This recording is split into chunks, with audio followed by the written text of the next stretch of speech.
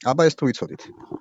მოცემული მაქვს ცხრილი, სადაც აი ამ მეორე ცხრილიდან უნდა გადმოვიტანო ფასი მაგალითად რა. ფასი მინდა აი ამ შედეგის ცხრილში გადმოვიტანო.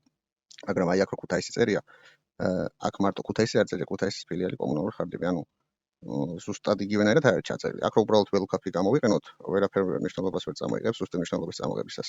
ასე მოვნიშნავ, გავყინავ, რა თქმა უნდა, ვეტყვი რომ მეორეს ვედი წამოიღოს და ზუსტი მნიშვნელობის ნულიანს რო დავუწერ, აქ არაფერსაც არ წამოიღებს და NA-ს წამოიღებს. თუ ამ ფორმულაში ნულის მაგივრად 1-ს დავუწერ, ანუ მიახლოებით მნიშვნელობაში.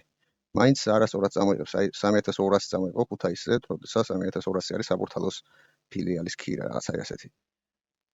და ამიტომ ასე უნდა მოვიქცეთ ჩვენ ფორმულაში, შევცვალოთ ასე, რომ აქ A2 სადაც მიწერია, ამ A2-ს გარედან უნდა დავუწერო ვარსკვლავები, ასე ვთქვათ.